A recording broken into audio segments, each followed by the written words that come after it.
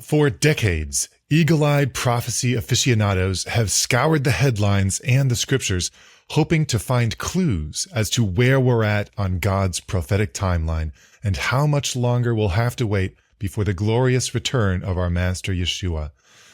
But does the Bible really predict Apache helicopters, Patriot missiles, the Chernobyl disaster, and nuclear weapons? In this, the first of a multi-part series on the end times, today's podcast features D. Thomas Lancaster, author of the forthcoming End of Days Torah Club study track, and together we'll explore some of the apocalyptic imagery in the Bible and find out what's really going on behind the veil. Put your hand in mine together. We will walk in harmony. Let me introduce you to my teacher, the rabbi from the Galilee. You're listening to Messiah Podcast, where Jesus is Jewish, and that changes everything. Messiah Podcast is a production of First Fruits of Zion. Create a free account at ffoz.org to start exploring the Jewish foundation of your faith and receive a free book from our store. Well, welcome back to Messiah Podcast. D. Thomas Lancaster, how you doing? Oh, man, I'm doing fantastic. Thank God. Baruch Hashem. How are you? I'm doing well. Thank God. So today we're going to talk about different ideas about Revelation. We're going to talk about some different interpretations that have been put forward. And I thought I would introduce it with a little story time. Because this was a big part of my journey. So I was homeschooled, and I was homeschooled with a Becca, which is a fundamentalist Christian curriculum. It's an independent fundamental Baptist curriculum. So of course every day there's Bible classes. I think it might have been the first class of the day was Bible class, and I loved Bible class. Partly because Mr. Bowman taught it, and I liked Mr. Bowman. He seemed like a good guy. He was a cheerful guy. I eventually went and met him. I don't know. I just liked it. And I got good grades because every time I got an A on my report card, I would get money. I would get like $20. What? And I wanted, yeah. And when I wanted, I think it got higher as I got older. It might've started out at like $5, but, I wanted to buy a Super Nintendo Entertainment System. And I did. I saved up and I bought that thing and I played it until the wheels came off. But when it came to independent study, when it came to devotionally reading the Bible, I had a problem. This is when I was like 9 or 10 years old. The problem was that it was boring, and I didn't understand what it meant. Okay, that's fair. So around the time I'm in high school comes this prophecy in the news stuff, and my dad is going to these prophecy conferences, and he's coming back with suitcases full of VHS tapes, and the Left Behind books are coming out, and I adopted the dispensationalist framework that all of this media that was sort of structured around.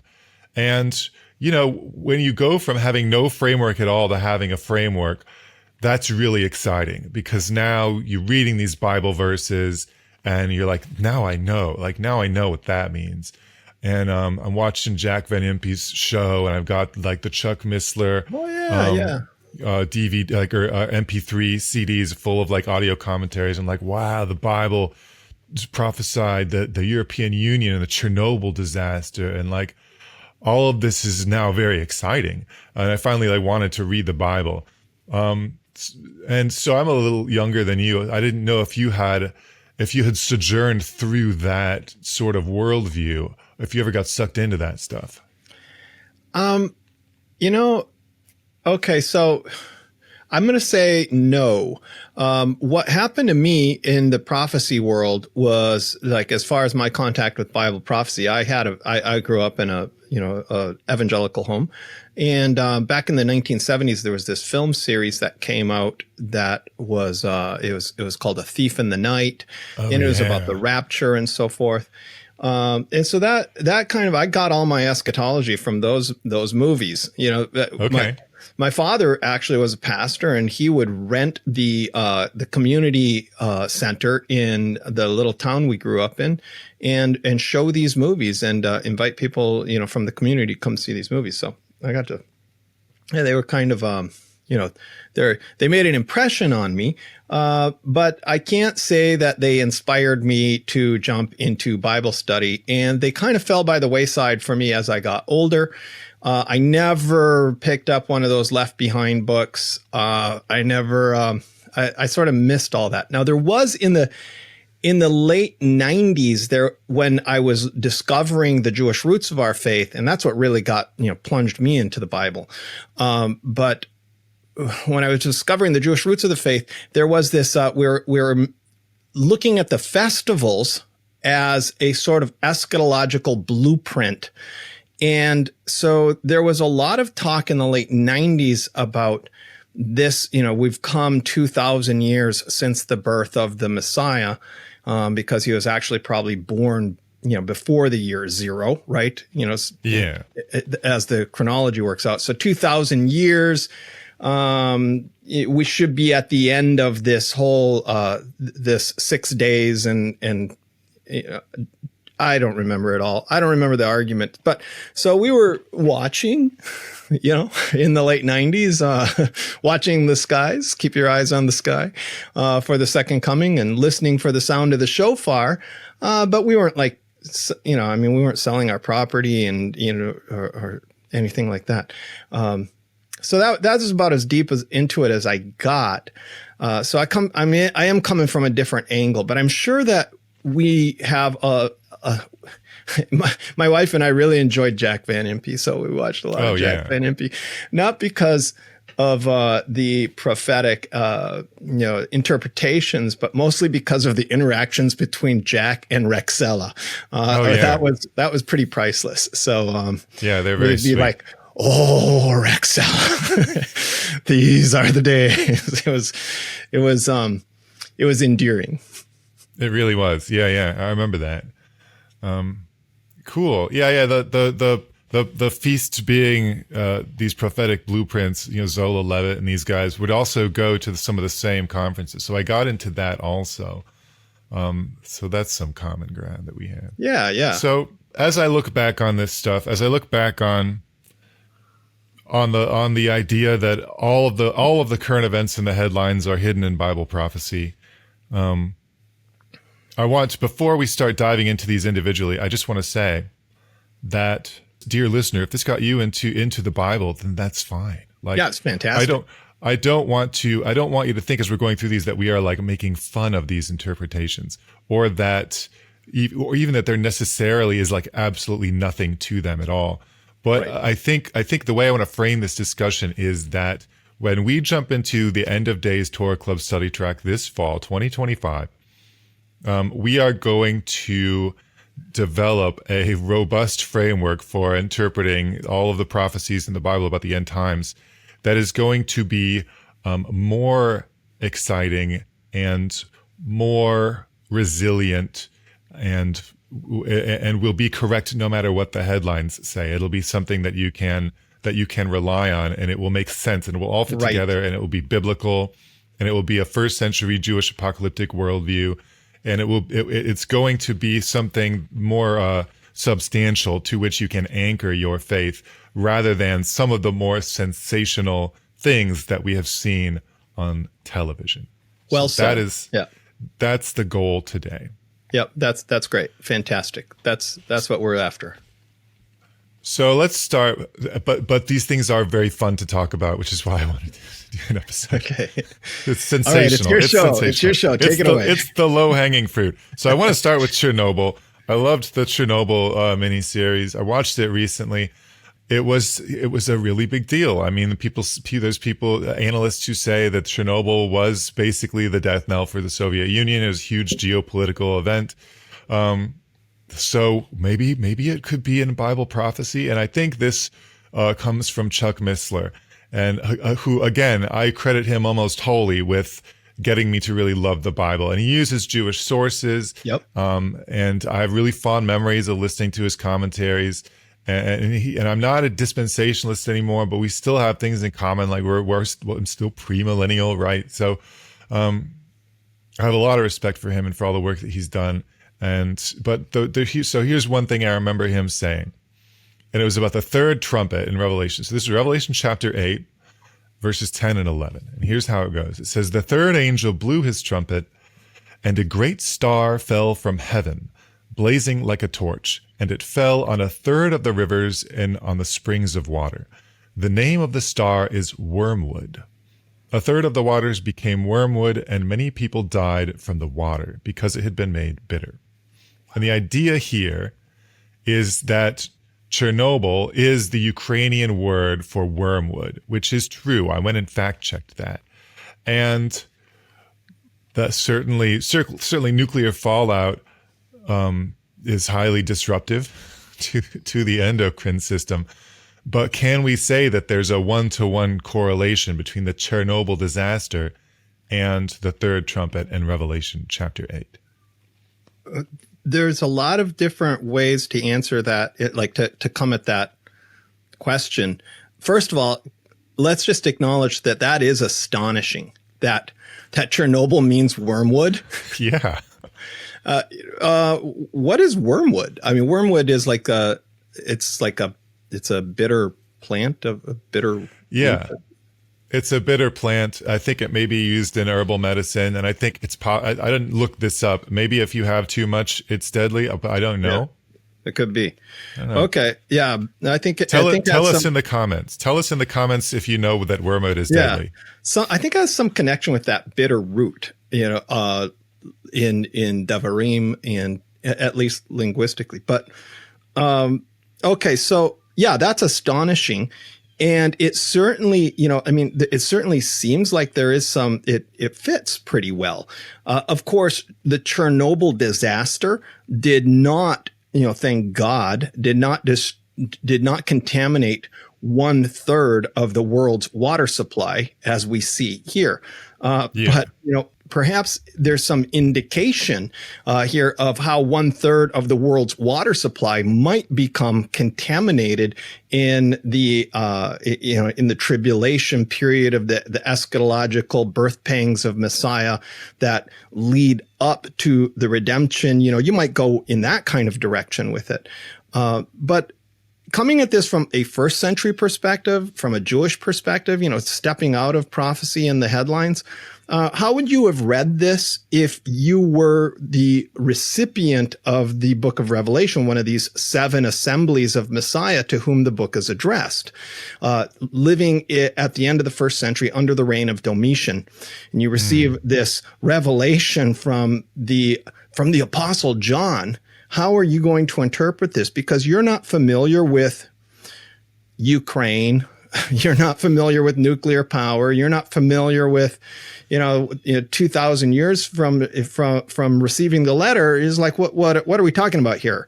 A star falls. Well, actually, you are familiar with the idea of stars with names because that's part of Jewish angelology. The study of angels. So in Jewish angelology, a star is an angel, and an angel is a star. All the stars are angelic beings of one caliber or another, one differing from another, like one heavenly body from another, and so forth. But nevertheless, the stars in the book of Revelation represent angelic beings in general. Just good to know. So here we have an angel blows a trumpet, and an angelic being who is named Wormwood, called Wormwood, descends and pollutes 1/3 of the water supply. Okay, so this is his job. He's an angelic being who enters into our world then with the job of polluting 1/3 of the water and making 1/3 of the water no longer palatable. And I assume we're talking about fresh water supplies. So, right. So, because in Judaism, every angel has a name and one job, right? Yeah, a name and a job. Yeah, that's a good way to put it. Every angel has a name and a job. Yep. And so, if you just keep reading into the next verse, you're going to see that, a third of the stars were struck, so that a third of them would be dark. So we have like these spiritual battles that are taking place behind the scenes. And that's really the way that apocalypse, like the apocalypse of John, the book of Revelation, is supposed to be revealing to us what's going on behind the scenes. We have these natural events happening here on earth. We're like, hey, we don't know why the water supply is no longer potable. Well, guess what? There's a spiritual force behind what's happening. And so that's, because of that principle of apocalypticism, though, I'm going to say that it's not wrong to associate the Chernobyl disaster with a text like this. Instead, we should always be asking, what is the spiritual force behind what we're seeing play out in the physical world? Right on. But on the other hand, it is wrong to use that as some sort of place marker and say, okay, well, that shows us that we are now, we're in the third trump of Revelation 8. So the next thing that's going to happen, and we can use this as some sort of prediction of how the end times are going to play out going forward. In the year 2025, 2026, what's going to happen in the future here. That doesn't work for a lot of reasons. For one thing, the whole book of Revelation is written for the first century. Here's a little, this requires more conversation, but this is a way to read Revelation, is to understand it as what would have happened if the redemption had taken place at the end of the first century under the reign of Domitian in the lifetime of John the Apostle. This is how events would have played out, because this is how events will play out when the Messiah comes. That's kind of how I read Revelation. So you've got to keep firmly in view, on the one hand, you've got to keep in view that this is a historical document that has had a first century application, a potential first century application. And that was the expectation of the reader, was that this is going to happen, right? In my lifetime, this is happening, right? But the reason that it has this potential application is because this is the kind of scenario, these are the kind of scenarios that are going to presage the ultimate coming of the Messiah, the day of the Son of Man, the day of the Lord, when we actually reach that moment, that climactic moment in history, the hinge between this age and the age to come. Wow. Yeah, I know that was a lot. That was a big answer for. Well, and I think question. We're going to have a whole episode probably on approaches to Revelation. Yeah. Okay. So that was my approach to Revelation. So maybe I just spilled the beans too early, but we're whetting people's appetite. That's it. Okay. All right. Well, so with that, so we're thinking that the Chernobyl disaster could be a hint as to the physical mechanism of how it could happen, but it does not represent a point on a timeline. It doesn't represent a point on a timeline, but I think it's fair to say that that is astonishing. Right? I think so too. Man, I'm excited. But I don't actually want all these things to happen.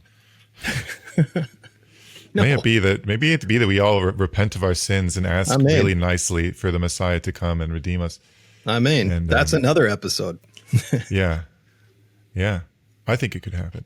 All right. So let's do another one. In Revelation 9, this is another trumpet judgment. Okay. And it's the fifth trumpet, and it's these horrifying creatures that are released. So here's how John describes them, starting in verse 7. It says, in appearance, the locusts were like horses prepared for battle. On their heads were what looked like crowns of gold, just like a horse prepared for battle. Their faces were like human faces, their hair like women's hair, and their teeth like lions' teeth. And they had breastplates like breastplates of iron, and the noise of their wings was like the noise of many chariots with horses rushing into battle. They have tails and stings like scorpions, and their power to hurt people for 5 months is in their tails. Now, I want to say that these show up in Left Behind, and maybe even in the Thief in the Night movies, as actual creatures with a sting that literally hurts for 5 months. Hal Lindsey, if I remember correctly, said that these are Apache helicopters. So John was translated into the future, saw swarms of Apache helicopters, and saw the guys wearing helmets that are like, so that's like a crown, and the helicopters are armored, so that's like a breastplate, and the rotors are like a woman's hair, and they make a lot of noise like chariots and horses, and they have tails also. But I don't know. What do you make of this? Is this what John saw? Okay. I heard that, that Hal Lindsey interpretation, that brings me back, that, I remember being a kid and hearing the pastor talking about that in church and trying to like visualize that, trying to picture that, it's like, because it doesn't really suggest itself from the text. So yeah, there was this interpretation. Thanks for the memories. There was this interpretation that John had no language to explain modern technology when he saw modern technology, and so he sees these helicopters. He's like, well, it's hard to explain what it was like. It was like, well, they were like grasshoppers, with horse heads, and with crowns on their heads, and men's faces, and hair like women, et cetera, et cetera. It's like that. I'm sorry, John. You're going to have to try again, because that does not sound like a helicopter. No matter what no matter, I can't get there. It's actually the image is like a chimera, which is a Greek that is a mythological creature from Greek mythology. Is not so it's not a completely out of nowhere type of description, but this is a really good example of why we need to reference apocalyptic literature. Now, what is apocalyptic literature? Apocalyptic literature are other books like the Apocalypse. That's the best way to understand it. So we have Apocalypse of John. We read Apocalypse of John from the New Testament without really realizing that John's Apocalypse, the book of Revelation, is just one of a whole family of Jewish texts like this from the first century BC, and first century CE, around the time of the apostles, around the time of the destruction of the temple, such as the book of Enoch, most famously, the most famous of the apocalypses. But there's a whole bunch of other apocalypses that are and we call them apocalypses because they're a lot like the apocalypse. And so whenever we're talking about an apocalyptic worldview, we're really saying a book of Revelation type of worldview. So this is a good example of why you should be conversant with the apocalypses before trying to interpret the book of Revelation, because they kind of exchange each other's language and use the same kind of symbolism across the board and the same kind of sequences. And we see the same kind of scenes happening. We have these angelic tour guides. We have trumpets sounding. We have all of this commotion in the heavens that is playing out on earth in these epic battles and so forth, as the day of the Lord comes and God rights all the wrongs on earth with a final judgment. And that's what happens in pretty much all these apocalypses. So in this case, I'm going to give you an example of this principle of using apocalypse to interpret apocalypse, by taking you to the Apocalypse of Zephaniah here. So in the Apocalypse of Zephaniah, which is a first century apocalypse, so it's like it's contemporary with the book of Revelation. Zephaniah is getting a tour of the angelic realms and so forth, and heaven and hell and everything that's behind the scenes. And he's taken to see a soul that's being punished by punishing angels in Gehenna or Sheol, right? Oh boy. Yeah, and he's really worried about this because there's like 500 angels on one soul here, and so they're just letting this soul have it. And he's pretty worried about this. And he says, "What did this guy do?" And they say, "Well, this is a soul in whom was found lawlessness." And Zephaniah is then the angel of the Lord. I mean, Zephaniah is a fragmentary apocalypse, so we just have little pieces of it. But it says, "And the angel of the Lord went with me, and I saw a great broad place." Now we're looking into Sheol. Okay. Thousands of thousands surround it on its left side, and myriads of myriads on its right side. The form of each one was different.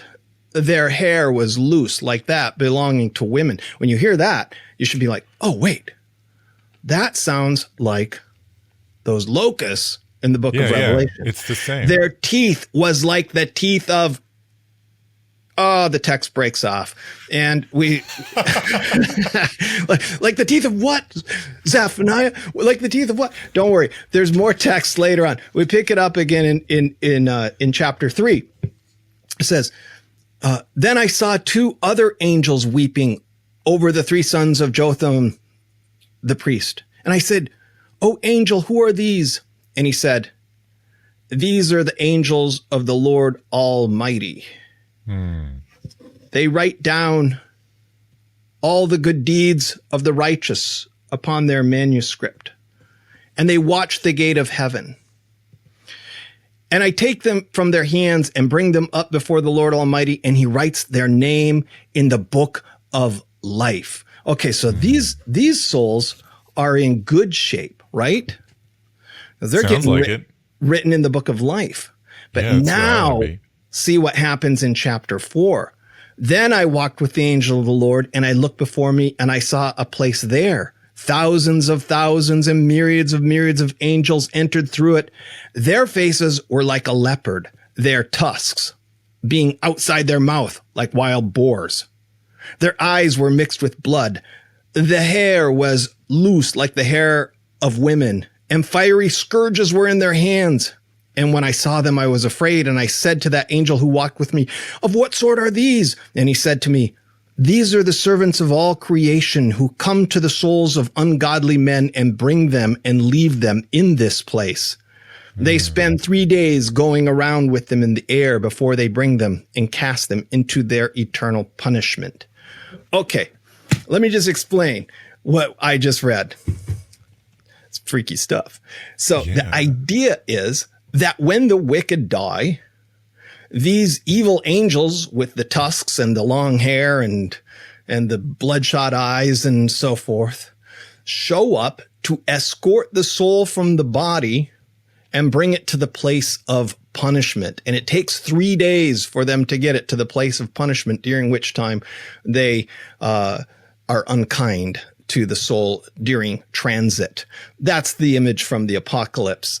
And it's meant to inspire, us with the fear of the Lord. Let's be with the righteous who are getting their names written in the book of life instead. Okay. But I'm just bringing all of this up just as a very long answer to this image that we have back in Revelation chapter 9. We're not talking about Apache helicopters. This is apocalyptic language for punishing angels, for these, evil spirits, so to speak, these angelic beings from the other side, as it were, that are working to carry out God's wrath on the earth. And so they're being released. And that's all that's happening there. Interpreting it as modern military hardware is really a stretch. Wow. So these things are normally in the place of punishment, and they're going to be let out, and they're going to be among us. Right. They're normally kept down in the abyss, and here in a sense they're given free reign over the earth in chapter 9. Yep. So it doesn't look good, and that's the first woe. Whoa. Wow. Do you think will they still be like sort of behind the veil? Or are we going to see these things? Do we No, know? they'll be. These are spirits. They're not visible. They're spirits. Okay. John is seeing them because he's seeing behind the veil. Right. That's what apocalypse means. It means unveiling. That's what the Greek word literally means, to lift the veil. So he's seeing with eyes wide open, like Balaam's donkey. Sees the angel of the Lord. But everybody else just experiences what's happening. They don't see the spiritual forces behind it. So John sees these spirits, but everybody else is just experiencing the sting of their tails, the torment that they're unleashing. Wow. Still frightening. Yeah. Although it will be spared from having to witness their visages. I wonder what the affliction will be like. Well, I don't want to wonder too much because I have anxiety already. So let's move on. Let's move on to another. We'll stay on the theme of modern military hardware here for a moment, and we're going to segue away from Revelation just for now, because there's this other passage, and this is in Zechariah 5, and I've been told, and I forget who it was that said this. But it was one of the same type of group of people that have said these other things. And Zechariah 5, starting in verse 5, says, "Then the angel who I've been told that this is a nuclear weapon. That's what I've been told. So then the angel who talked with me came forward and said to me, 'Lift your eyes and see what this is that is going out.' And I said, 'What is it?' He said, 'This is the basket that is going out.'" I think it's ephod. "And he said, 'This is their iniquity in all the land. And behold, the leaden cover was lifted, and there was a woman sitting in the ephod. And he said, "This is wickedness." And he thrust her back into the basket and thrust down the leaden weight on its opening. Then I lifted my eyes and saw, and behold, 2 women coming forward. The wind was in their wings. They had wings, like the wings of a stork. And they lifted up the basket, the ephod, between earth and heaven. Then I said to the angel who talked with me, 'Where are they taking the ephod?' He said to me, 'To the land of Shinar, to build a house for it. And when this is prepared, they will set the basket down there on its base.'" And this is the sort of thing, as a child, I would read this and I would be like, "What?" And then someone tells me, "Oh, that's a nuclear weapon, like the leaden containment for the radioactive material." And then it flies to a destination and it explodes. And it doesn't talk about that part necessarily, but that this is a prophecy of nuclear weapons. And again, it's wicked, it's scary kind of a thing. I don't know. I suspect that you're going to tell me that this is not a nuclear weapon, but I would like to know what it is if it's not a nuclear weapon. Okay. I think, you probably knew what I was going to say about that. So the whole idea that it's a nuclear weapon is based on 2 points of contact. One, that it has a lead cover. And so lead, I'm not sure. Blocks radiation. Lead blocks radiation, right? So maybe I don't know. Maybe the core of a nuclear weapon is encased in lead or something. It is encased in something that reflects radiation back, I think, because that's how they get the chain reaction. Okay, I'm not sure. I'm not sure lead would do that. It might be something different, but I don't know how to make a nuclear weapon. Yeah, and I'm neither happy do I. not to know. Right. We should try ChatGPT and see if we can figure it out. At Grok. Yeah. So and then of course the missile part being the women who were carrying the basket had wings, and women with wings fly and missiles fly. Sure. So there's your connections. So that's pretty weak.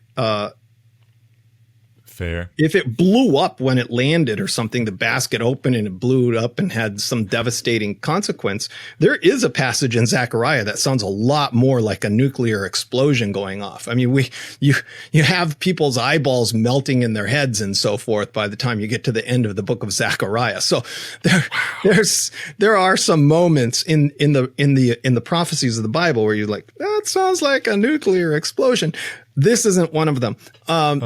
In this case, the reason the top of the basket is made of lead is so that it's heavy enough to keep wickedness in there, so wickedness can't get out. It's like it's trapped. They've trapped wickedness in this basket, and then they're carrying it out of Jerusalem. They're carrying it away from Jerusalem, because here's the problem. The children of Israel, or the people of Judah, I should say, went into exile because of wickedness. And now when we come to the book of Zechariah, there's the question that's being asked is this an appropriate time to, one, rebuild Jerusalem, and two, rebuild the temple? And so there's all these Zionist aspirations happening here. And the people are asking the prophet, and he's giving these answers in the form of these visions. And so, all of these visions in chapter 4 and chapter 5 are answering that question: is this the time to rebuild the temple? And so each vision addresses a different objection for why the temple should not be rebuilt, why Jerusalem should not be reestablished at this time. And this particular one, of course, is because, well, what about our wickedness that, we had to pay, we had to go into exile because of this wickedness, idolatry and corruption and injustice and hatred. So all of these things that sent us into exile these are the reasons that God destroyed the city. Well, here's the answer. All that wickedness, that spirit of wickedness that so stained Judah and led to the destruction of Jerusalem has now been shoved into a basket and carried away and dropped into Babylon. And so, and they built a temple to it. And so you go ahead and build a temple to Hashem, build a temple to God in Jerusalem, and you've got this sort of like parallel happening in Babylon of the building of a temple to wickedness. And so it's kind of setting us up for this Jerusalem versus Babylon motif that runs through the prophets and runs through the book of Revelation as for sure. well. But that's the idea of the prophecy, is that God has removed the wickedness from Jerusalem, and he has placed it in another land, because he's going to then bring his judgment on that other land where he placed the wickedness, just as he brought judgment in the past on his people on Jerusalem. Wow. Cool. Yeah. I guess that makes more sense. But the book of Zechariah is really full of that kind of apocalyptic imagery. The apocalypses are inspired from Zechariah. And in fact, we see a lot of crossover between the prophecies and the visions in Zechariah and the material in the book of Revelation. So if you're going to study the book of Revelation, it's also important to know the book of Zechariah and to understand the book of Zechariah for its literal meaning in its context. What did Zechariah mean? Not in our day and age, but to the people that Zechariah was speaking to. That's how you're going to understand it. To the people of the exiles who returned under Persia, returned from Babylon under Persia in Zechariah's day. What's it mean to them? Yeah, I think that's a good principle of Bible interpretation. What was that Bible author trying to say to those people at that time? Yeah.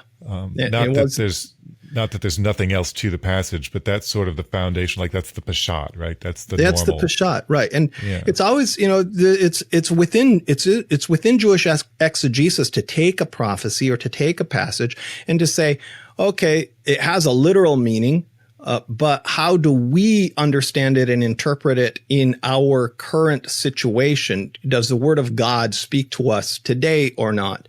And so that's fair. But you have to be very careful with something like that. And it's critical to first understand the pashat, the literal meaning of the text. Yeah. In the commentaries that I've read, it's very much that whatever other interpretations you might come up with, they shouldn't make irrelevant the pashat. They shouldn't make it to where you're not listening to the pashat anymore, whatever that looks like. And that's important. It's foundational. Yeah. So deciding that these are nuclear weapons is just like completely out of bounds. Out of bounds. When you see what this prophecy is really about, you realize, okay. Hey, just wanted to take a second here to remind you that when you like, comment, and subscribe, YouTube is more likely to recommend this video to other people. The more the channel grows, the bigger our platform gets, giving more people the opportunity to hear how the Jewish Jesus is changing lives across the globe. So please, smash that like button, drop a comment, and subscribe to the channel. These small steps have a big impact in spreading the message of the Jewish Jesus and his kingdom to as large an audience as possible. Thanks. Well, I want to talk about Revelation 13. This is the beast.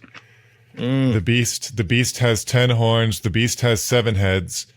And if I remember correctly, I feel like I remember Jack Van Impe counting up all the heads and counting up all the horns and coming up with, he called it the revived Roman Empire, but he identified that as either the European Union or whatever came before it, maybe the European Economic Community. I can't remember if it was early enough, it would have been the preceding the economic and political structure that was there. But whatever it was Europe, because it had to be geographically Rome. And I think I remember it was always Europe. Watch Europe. And like today, I feel like Europe is weak. Yeah.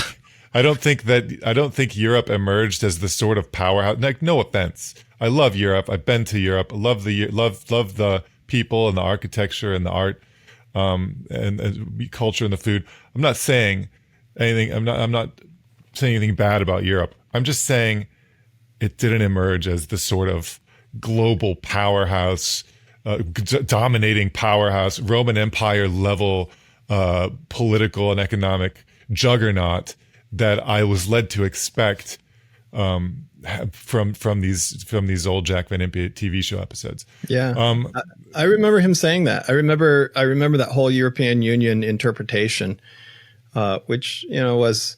And then as different members were joining the European Union or not joining he's like counting, to figure out how many heads, how many horns, and so forth. I do remember that. That was something.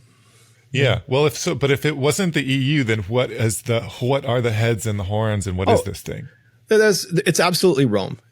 In the first century, to the original reader of the book of Revelation, there's no question that this beast is the Roman Empire. That is as clear as possible. There's really no question. And then the heads and the heads and the horns refer to different emperors and Caesars and so forth. And there's different ways to work that out and figure out how what John meant. Which one is Nero and which one is Domitian, and so forth. How that prophecy works. But yeah, there's no question that this is the Roman Empire in the first century. And that's the critical thing, that the book of Revelation is written to the assemblies in the first century, at the end of the first century. And it's about them and their relationship with the Roman Empire.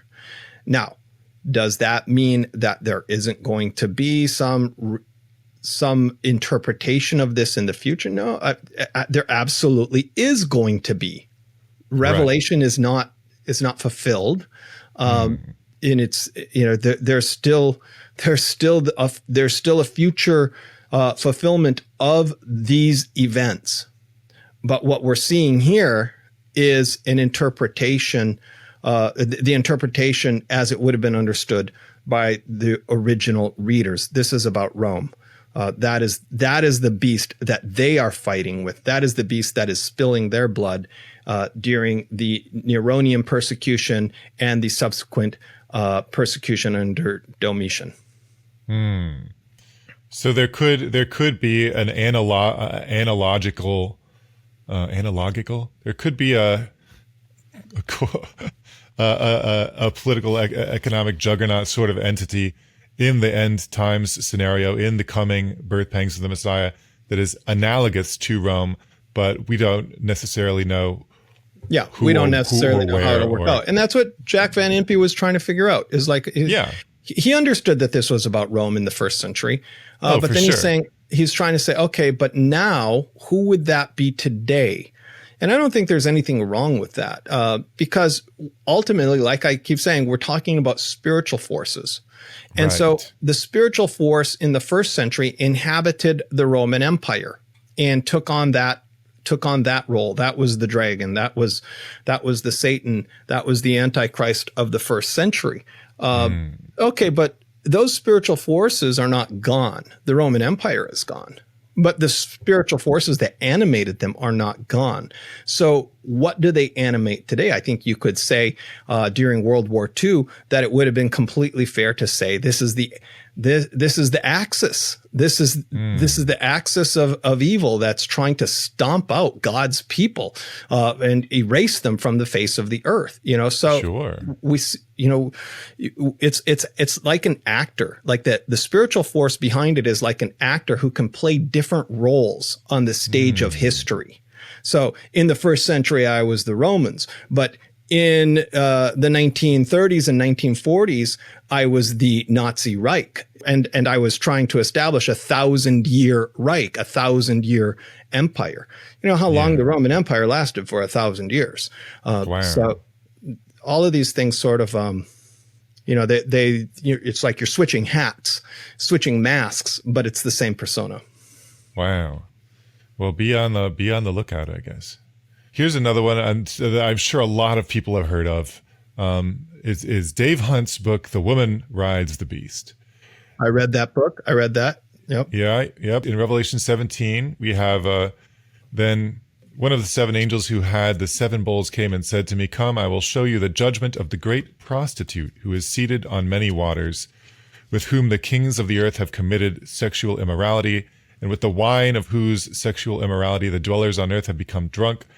And he carried me away in the spirit into a wilderness, and I saw a woman sitting on a scarlet beast that was full of blasphemous names, and it had 7 heads and 10 horns. Its back. The woman was arrayed in purple and scarlet, and adorned with gold and jewels and pearls, holding in her hand a golden cup full of abominations and the impurities of her sexual immorality.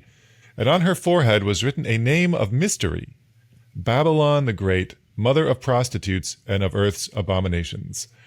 And I saw the woman drunk with the blood of the saints, the blood of the martyrs of Jesus. And Dave Hunt says that this woman is the Roman Catholic Church. So, I mean, what's going on here? That doesn't... Look, is there anything to this? I know. But, I mean, in Dave Hunt's defense, that does make a lot of sense, because here's this woman riding on this beast on 7 hills, which is clearly, again, we're talking about Rome. There's no mystery here. This is Rome. The beast is Rome. So the question is, okay, who's riding on the beast? Who has authority? Who has authority over the beast? And so Dave Hunt is just looking forward through history and saying, well, the Roman Empire became the Christian Roman Empire, and the Vatican, carries on that tradition of Roman authority. So that was, he's not wrong in that regard. I think he's wrong to separate it from the rest of the church, to separate the Vatican off from the rest of the church and say that Catholics are the Antichrist, therefore the religion of Antichrist. This is a Protestant reflex. Yeah. But because I would say, well, you know what? If you're calling Rome, the Roman Catholic Church, if you're going to call the Roman Catholic Church the woman who rides on the beast, then the Protestant Church is the daughter of the woman who rides on the beast. So, I mean, come on, you can't have it. You can't have it both ways there. But no, that's not actually the meaning of the prophecy. So let's take 2 steps back from Dave Hunt's book. That is not the actual meaning of the prophecy. What is the actual meaning of the prophecy? The woman riding on the beast is, once again, this is a spiritual force that is making war against the brothers and sisters, against the believers. And so in the historical context, we're talking about the Flavian household, I believe. That is Vespasian, Titus, Domitian, this household. And Domitian he's really upped the ante as he's come into power, and he's forcing everybody to refer to him as my Lord and my God. And so if you don't say my Lord and my God when you greet the emperor, when you greet and he's put statues and images of himself on every street corner, and he's requiring this kind of adoration of all the emperors were deified, but he seems to be the first to really take it seriously. Like, no, I am really a god. You better. So that's what's going on here, and he's initiated this fierce persecution that's broken out, and that's why John is on Patmos as well. By the way, is under this persecution. He's been banished to the island of Patmos. So who are we talking about? Who's drunk with the blood of the saints? This woman who's riding on the beast. This is the imperial authority over the Roman Empire. Okay. Pretty straightforward. Yeah. Yeah. It's not too difficult. It's all coming together. All right. So we have a few more that I want to knock out. I think we have 3 more that I wanted to ask about. And we should be able to knock these out pretty quickly. Culminating, the last one we're going to talk about is the mark of the beast. So stay tuned. Ooh, stay tuned. But first is Patriot missiles. So or smart weapons in general. And this comes from Jeremiah 50 verse 9, and this is a Chuck Missler interpretation. For behold, I am stirring up and bringing against Babylon a gathering of great nations from the north country, and they shall array themselves against her. From there she shall be taken. Their arrows are like a skilled warrior who does not return empty-handed. Right? So these are arrows that never miss, i.e., laser-guided missile or GPS-guided missile, guided missiles, smart weapons. Or maybe not. What else could it be? That's really random. I'm sorry. No. This was the pop rocks that were in my mouth, so to speak, as I was in high school, that were just filling the Bible full of flavor, zest, and excitement. Sure. Arrows that will be like an expert warrior, a skilled warrior, who does not return empty-handed. So they're going to hit their mark because, it actually, there's another passage in Isaiah that says the word of the Lord doesn't return empty. It doesn't return void. So it hits its mark.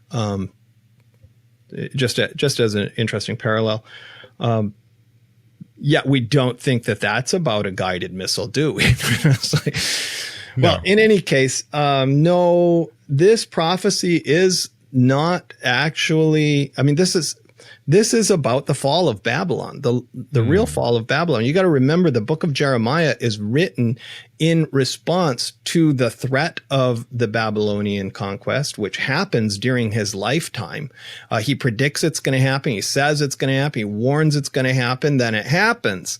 And he experiences it. And this whole time, he's been the prophet of doom saying, repent.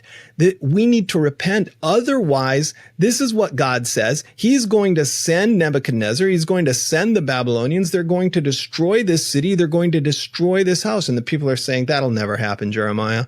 The house of the Lord, the house of the Lord is here. God wouldn't destroy his own house. It makes no sense. He says, oh no, this is what's going to happen. And so for this reason, they throw Jeremiah in a pit and all this, anyway. For being unpatriotic. Right. He's right. So Jeremiah's had a hard time. And now all of this has taken place. He's seen the fulfillment of all of this. The book of Jeremiah, by the way, is not necessarily in order, is not necessarily in chronological order.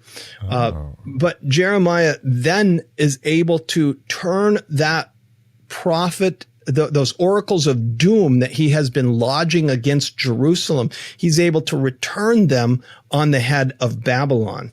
And so that's what you've got. A very long prophecy, by the way. This oracle against Babylon is a very long prophecy, a very long scroll of Jeremiah, which goes on, until then he narrates the fall of Jerusalem beginning in 52. So you've got two very long chapters. And this actually literally happened when the Medes and the Persians invaded and toppled. It toppled the city of Babylon, toppled the Babylonian Empire, as is actually we see that playing out in the book of Daniel. That's the historical context of the book of Daniel. Is he starts off in Babylon, but he ends up as a servant of Persia. Yeah, Darius. Yeah, that's true. Jeremiah's talking about the fall of Babylon, which happened, 25 or so 100 years ago. Yeah. So, in literature, we call that a simile. Oh, yeah. Arrows will be like an expert warrior who does not return from the battlefield empty-handed. So that's all that means. It doesn't mean more than that necessarily. Okay. All right. So here's the next one. Here's the penultimate one. It's the two witnesses, which maybe in another episode we'll talk more about the two witnesses, unless you want to get into it now, but who they are. But there's these two witnesses. They preach for 1,260 days, and then they are killed. And John writes in Revelation 11, for 3.5 days, some from the peoples and tribes and languages and nations will gaze at their dead bodies and refuse to let them be placed in a tomb. And the idea here that I've heard is that this can only happen if you have broadcast television, because that's the only way that all the nations of the world would be able to see two dead bodies lying in the street. Huh. Yeah. What do you make of that? Well, the two witnesses is very interesting characters, huh? Yeah. And like you said, we can talk about those at another time. They show up in a couple other places in the Bible and in the apocalypses. Okay. So I didn't know those showed up in other apocalypses. Yeah. So we can zero in on those guys for sure. The suggestion is that all the nations see their death, their corpses in the street, and rejoice. And the only way that all the nations could see that is through broadcast television. Yeah. Okay. Maybe that interpretation would have worked before we had social media. Now they could see it on X or Facebook or like all sorts of different platforms that they could see the two witnesses. Don't you think? Yeah. Well, that's something I've been considering lately, and we'll talk about approaches to Revelation in another episode. But the futurist interpretation plus time equals the historicist interpretation. Yeah. Oh, yeah. Right. Because we keep technology keeps moving past the previous interpretation of how this was going to play out. Exactly. Yeah. Okay, that's funny. Sort of it's kind of like watching Star Trek and thinking all that fancy equipment that they're using is so antiquated. Yeah. Like the original Star Trek, like the communicator, they flip it open and you're like, man, we had flip phones, 15 years ago. So, Yeah. We'll shoehorn some time in another episode to talk about the two witnesses, because I find that really interesting. But we're gonna end the episode with the mark of the beast. The mark of the beast. This may be the most, this and the Antichrist, the person of the Antichrist, maybe are the most well-known and hotly anticipated features of the tribulation. And it comes from Revelation 13, and we'll start in verse 16. Also, it causes all, both small and great, both rich and poor, both free and slave, to be marked on the right hand or the forehead, so that no one can buy or sell unless he has the mark, that is, the name of the beast or the number of its name. And I've heard that this is the UPC code on the products that has... Oh, the barcode? A barcode, yeah, 'cause there's a 6 in the beginning, the middle, and the end of that. I've heard it's a chip that you're going to have implanted, or maybe even just the cashless economy, or the almighty dollar. But is any of that what the mark of the beast is, or what is the mark of the beast? Do you know what the mark of the beast is? Well, okay. So first of all, again, we need to approaches to Revelation. We need to understand it within a first century context. Mm-hmm. So I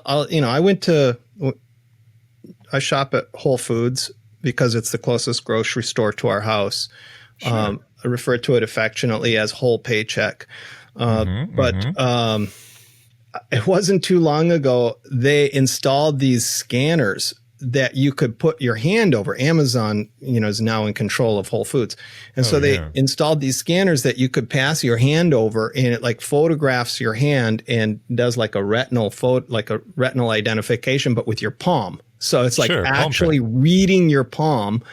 And then you could use that to access whatever credit card you have on file with Amazon, I guess, and pay for your groceries that way. So you just go, you get your groceries and go, boop. So I looked at that scanner. It's like, I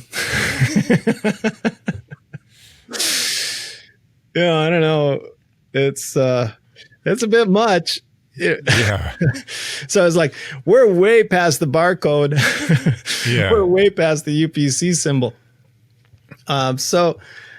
Okay, but going back to our theory of how to understand Revelation, that we should understand Revelation as a recipient of the epistle who belonged to one of the 7 assemblies of Messiah that John addressed the epistle near the end of the first century, how would they have understood this? And the way that they would have understood the mark of the beast that's on the forehead or on the hand,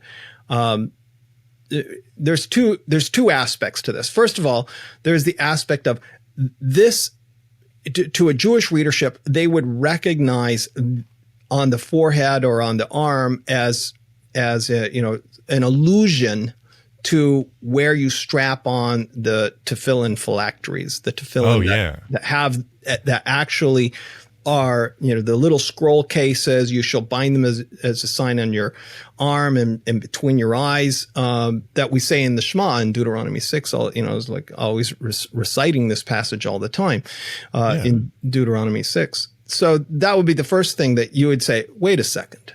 This is some sort of counterfeit of what God has asked his people to identify themselves with these, because even on to this day on the tefillin that are bound on the arm and on the forehead, there's the letter Shin, which represents God's name. It's there to represent God's holy name. And in fact, ordinarily a Shin has 3 branches, but when it's put on the tefillin, there's 4 branches to represent, Yod and He and Vav and He, the 4 letters of God's name. Very interesting. So that would be the first thing. You'd make that association. But then the second thing that you would make the association with is the idea of being a slave in the Roman Empire. I don't know how common it was, but there was branding of slaves that took place in the Roman Empire. An astonishing amount of the population were slaves in the Roman Empire. And so this idea of, it was called a karagima, the sure. brand that was put on a forehead of a slave to represent property, just like we brand cattle. Okay. Yeah. So that would be the second association that you would make. And so if I'm being branded with the name of the beast, which is Rome, the Roman emperor, if I'm being branded with the name of the Roman emperor, this indicates that I am part of his economy, his system, his worship system, and I've accepted upon myself this adoration of the emperor as God, my Lord and my God. Domitian wants us to be referring to him as my Lord and my God. And remember that Domitian is in the midst of a persecution of the believers on the basis that at this time in the book of Revelation, he's persecuting the believers because he's discovered that all of these non-Jews have fallen into what he calls Jewish ways. They're worshiping the Jewish God, and it's very offensive to him, and he's afraid that the gods of Rome are going to be very unhappy about this situation. And so he's looking for anyone who is observing the Sabbath or keeping any of these Jewish, any Roman citizens or non-citizens, Gentiles who have fallen into Jewish superstitions, as the Romans call it, and then he's confiscating their property and exiling them or putting them to death. And this is the persecution that's going on, and there's economic consequences to it in that he's using the persecution as an excuse to raise revenue for the empire, because he's almost his policies, he's almost broke the empire. And so he's so here we see this mark of the beast is like accepting upon yourself, like you're acquiescing to his demands for adoration and worship. Yeah. That would be, becoming his slave, so to speak, and then receiving upon yourself the authority of his name versus the authority of God's name. And you should be worshiping God, right? Yeah. As with the tefillin. And so this is how this would have been understood in the first century. It's actually not that cryptic when you're there and when you're experiencing it. You realize, okay, so if I worship the beast, because that's what it's talking about in that passage, if I worship the emperor as a god, I am accepting upon myself his authority, the authority of his name. Okay. And that's the issue. That's why they're being persecuted. That's why they're being put to death. So when the believers are being hauled in front of the tribunals, there's a statue of the emperor right there. And the tribunals are saying, okay, you're accused of being a Christian. Prove that you're not by offering incense to this, and obeisance and worship to this statue of the emperor. Right there on the spot, worship the idol. And if you don't worship the idol, if you don't worship the idol, then you're going to be put to death, which would be, if you're a Roman citizen, you'd be beheaded. And if you're not a Roman citizen, you could be crucified or whatever, however they decide to put you to death. So that's how this is happening. And so that's how they would have understood the mark of the beast, is to worship the emperor. Yeah. Yeah. When you read the first couple, or the second and third chapter, that's certainly John talks to several of the churches and says, look, there can be no compromise on this issue. You cannot have any idolatry. You cannot bring any of this in. There's no halfway. There's no half measures on this. Right. Like reject the Jezebel and the Nicolaitans, the Balaam, all these names associated with idolatry. That's right. So then does that somehow, are we going to see this prophecy receive some new form, some new interpretation in the end of days. I'm not ruling that out. And maybe that scanner at Whole Foods is just the beginning, and maybe Amazon is the beast. I don't know. It could be, they're taking over. It's like you lose your privileges at Amazon, you're going to lose your right to buy and sell. I don't know. I'm not ruling those sort of interpretations out, but those should not be the primary interpretation. The primary interpretation should rest with the first century. And then that gives us a better way to understand the intention of the text. And not only that, but to understand its application for our lives. So the application for our lives should not be fear of technology as much as it should be singular allegiance to God and to the worship of God and to the Messiah, as King. That's the intention of the text. Good to know. Good to know. Yeah, idolatry is one of those things that it seems like in America you don't see a whole lot of it. Obviously, there's people worshiping other gods, but there's not big statues of them out there and the big worship services to them that not where I live anyway. It doesn't, and if there are, it's not the sort of thing that you need to do in order to be accepted in society. It's a fringe thing. It's a fringe thing. So it's interesting to imagine a world where it's different than that. And maybe America is only one country. There is probably countries where you do have to worship idols to be accepted in society. Well, there's a lot of ways that the end of days might play out. The book of Revelation gives us one example of how this could have happened. And it gives us some clarity into anticipating the things that we should be watching for, the things that we should be looking for, the things that we should be concerned about. So I don't think it's necessarily wrong. Any of these interpretations are necessarily wrong. Like I keep saying, there is a spiritual force behind the scenes, and this spiritual force keeps manifesting itself over and over again through history. One of these days, it's not going to be a false alarm. One of these days, this will not be a drill. It's going to be the real thing.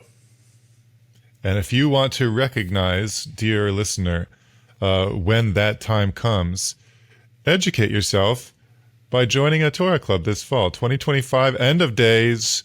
Take a year, go through. We're actually going to start at the beginning, and we're going to move quickly toward the end, and we're going to study the end times and even what comes after the end times, and we'll get the whole biblical narrative from beginning to end. We'll get a handle on it through this lens of a first century Jewish apocalyptic worldview, because that was the apostles' worldview, and you will have a handle on it after going through End of Days. So check it out, endofdays.org. Head over there now. All right. And sign up. Do it. It's going to be fun. Don't get left behind. Don't get left behind. Oh boy. We'll have to do a whole episode just on the rapture. Anyway. Thanks for joining us, D. Thomas Lancaster. We're looking forward to seeing what all the work that you've put into this Torah Club study track. I'm looking forward to it. And thanks for pulling the curtain back a little bit today and helping us understand some of these issues. Thanks, Jacob. Well, thanks for joining us today on Messiah Podcast. If you enjoyed this episode, please leave a review along with a 5-star rating. If you want to learn more about the Jewish Jesus, create a free account at ffoz.org and start studying the scriptures from a Messianic Jewish perspective. We'll even give you a free book. Messiah Podcast is made possible by the generosity of our First Fruits of Zion friends. FFOZ friends are people like you who partner with us in our mission to reconcile disciples of Yeshua with God's prophetic promises to Israel. Tune in next time for more great conversations. Until then, I'm Jacob Franzak. Shalom. Let his word cover you and me, like the waters cover the sea. Let his love cover you and me, like the waters cover the sea.